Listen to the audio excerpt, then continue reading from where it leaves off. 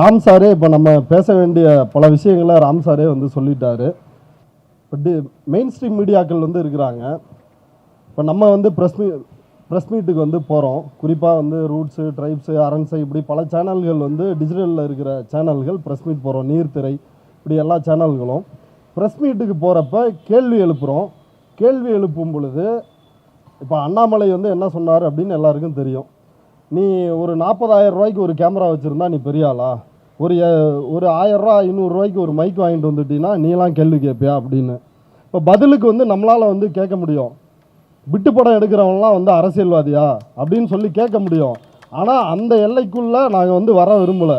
ஒரு ஜனநாயகத்தோடு நடந்துக்கணும் அப்படின்னு நாங்கள் வந்து விரும்புகிறோம். ஆனால் இவங்க வந்து என்ன செய்கிறாங்க அப்படின்னா உண்மைகளை கொல்வது. அதுதான் இந்த பாசிச பாஜக அரசினுடைய வேலையாக இருக்குது.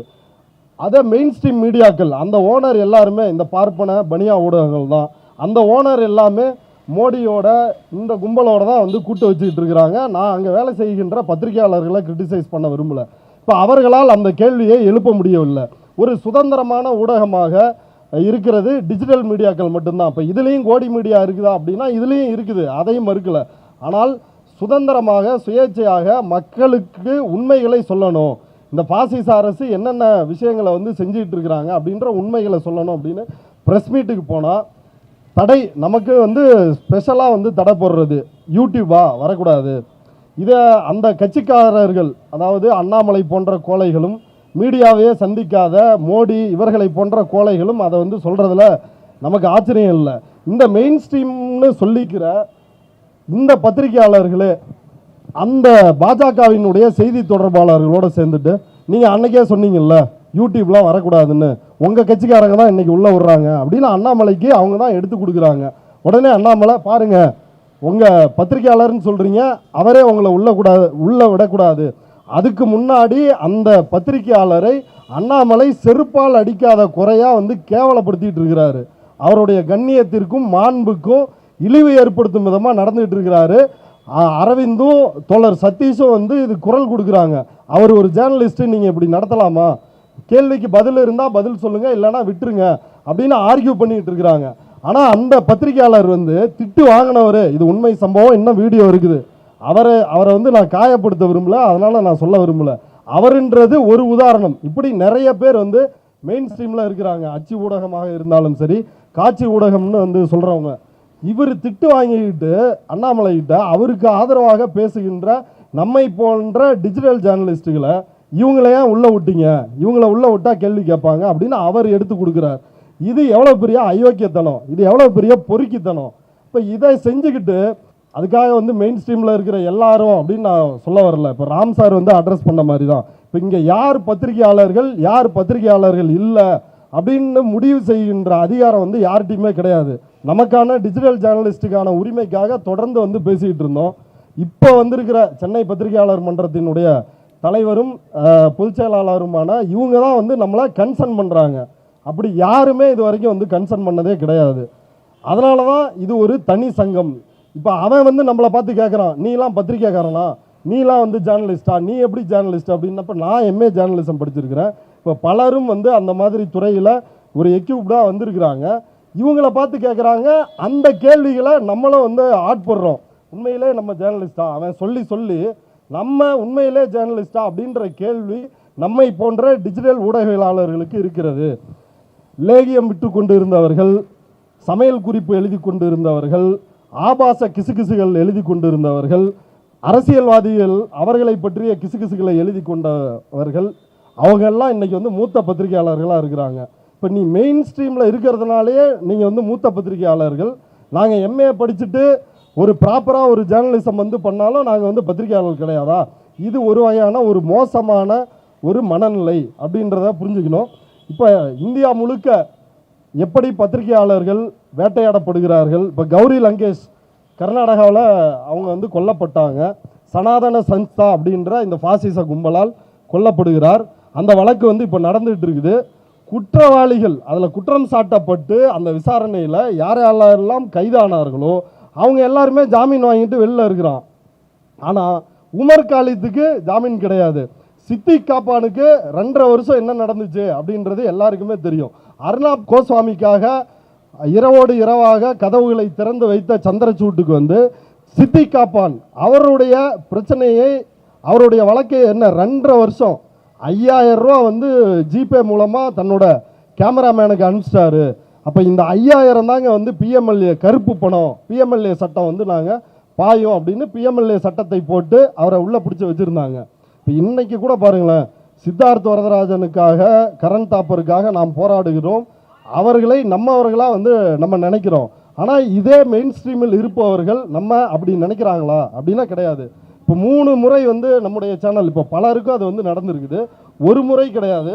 ரூட்ஸ் தமிழ், அதுக்கு மெய்டி தடை, அதற்கு பிறகு ரூட்ஸ் 24x7 ஆரம்பிக்கிறேன், ஒரே வாரத்தில் அதுக்கும் வந்து தடை.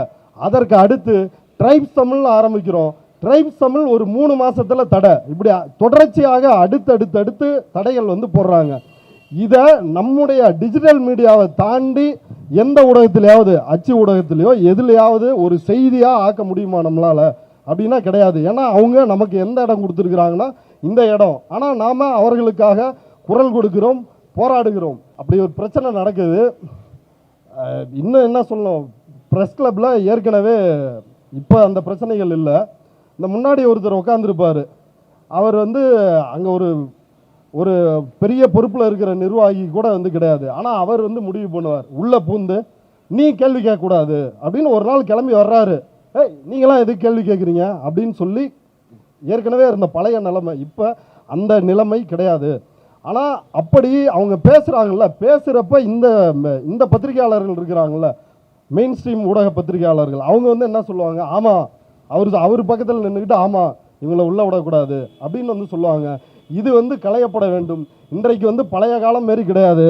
நக்கீரன் இருந்தாலும் டிஜிட்டல், சன் நியூஸாக இருந்தாலும் டிஜிட்டல், புதிய தலைமுறையாக இருந்தாலும் டிஜிட்டல்.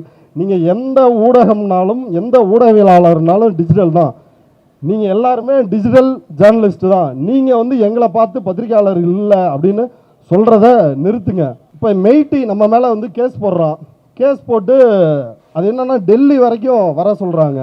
டெல்லிக்கு போகிறோம். டெல்லிக்கு போன வேட்டி அந்த விசாரிக்கக்கூடிய என்கொயரி கமிட்டி அந்த அரங்கத்தில் எங்களை உட்கார வச்சுருக்கிறாங்க. உட்கார வச்சுட்டு வந்து 2 அதிகாரிகள் பார்த்துட்டு ஹிந்தியிலேயே பேசிட்டு, எனக்கு ஹிந்தியும் தெரியாது, எனக்கு இங்கிலீஷும் ஃப்ளூயண்ட்டாக தெரியாது, அதனால் என்னுடைய வழக்கறிஞர் தான் வந்து பேசுவார், அதுக்காக தான் இவரை கூப்பிட்டு வந்திருக்கேன் அப்படின்னு வந்து நான் சொல்கிறேன். அதையும் அவங்க வந்து ஏற்க தயாராக இல்லை. அங்கே ஒரு பிரச்சனை, அங்கே ஒரு போராட்டம். அப்புறம் வேறு வழியே இல்லாமல் அவரை அலோவ் பண்ணுறாங்க. நாங்கள் காத்திருக்கிறோம், மெய்டி மினிஸ்ட்ரியிலேருந்து வந்து நம்மள்கிட்ட விசாரிப்பாங்க அப்படின்னு. 1 மணி நேரம் ஆகுது. அதுக்கு பிறகு என்னன்னா, அதே பில்டிங்கில் இன்னொரு பக்கத்தில் இருந்து வீடியோ கால் வர்றாங்க. 5 பேர் வந்து ஒரு காலில் இருக்கிறாங்க, நாங்கள் தனியாக வந்து வீடியோ காலில் வந்து இருக்கிறோம்.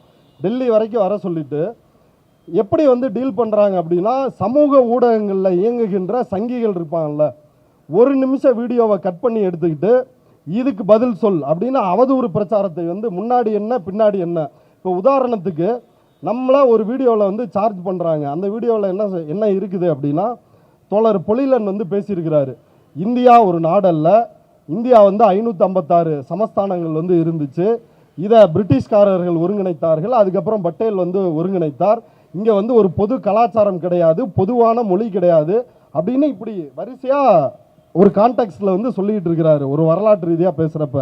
இப்போ அதில் என்ன செய்கிறாங்கன்னா, இந்தியா ஒரு நாடல்ல அப்படின்ற கிளிப்பிங்கை மட்டும் கட் பண்ணி நம்மள்கிட்ட காட்டி இதுக்கு உன்னோட பதில் என்ன, பதில் என்னன்னு கேட்டால் அதுக்கு என்ன பொருள், பதில் சொல்கிறது கேட்குறாங்கன்னு தானே பொருள்.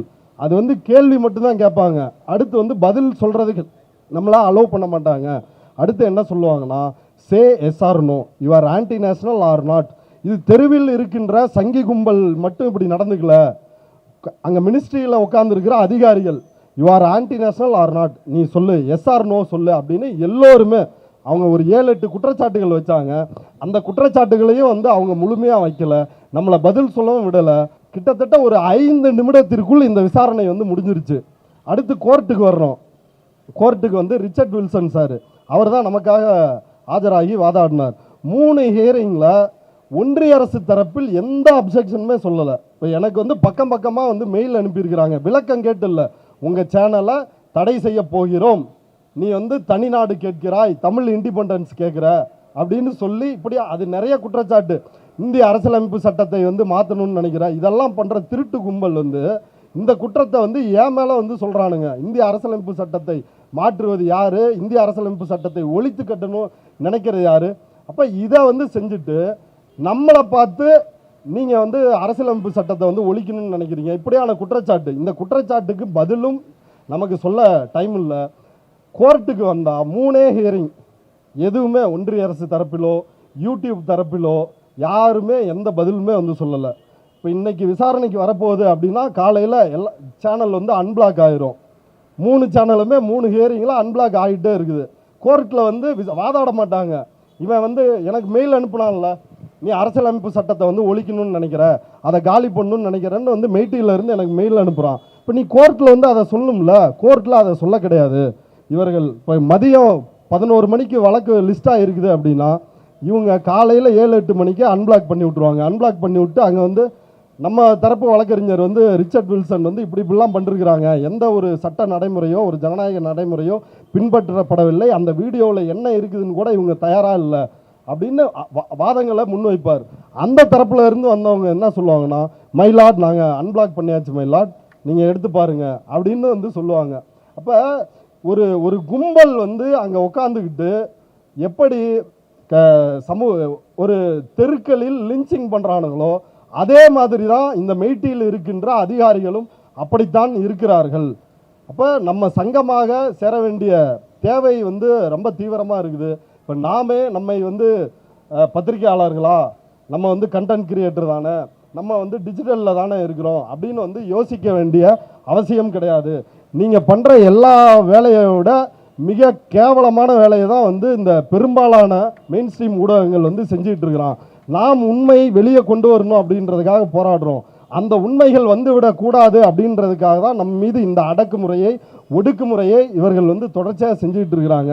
அதனால் நம்ம வந்து எப்போதும் இல்லாததை விட நம்முடைய உயிருக்கே பாதுகாப்பு இல்லாத ஒரு சூழல் தான் இருக்குது. தமிழ்நாடு அப்படின்றதுனால நம்ம சுதந்திரமாக பேசுகிறோம், இங்கே போராட்டம் நடத்திக்கிட்டு இருக்கிறோம். ஆனால் மற்ற இடங்களில் அப்படி இருக்குதா அப்படின்னா அப்படி கிடையாது. அப்போ நாம் வந்து உறுதியாக சங்கமாக அணிதிரண்டு இந்த பிரச்சனைகளை எதிர்கொள்ள வேண்டும். அதற்கு சென்னை பத்திரிகையாளர் மன்றமும் நமக்கு வந்து உறுதுணையாக இருக்கிறாங்க. அவங்களுக்கும் வந்து என்னுடைய சார்பில் நன்றியை தெரிவிச்சிருக்கிறேன். வாய்ப்புக்கு நன்றி.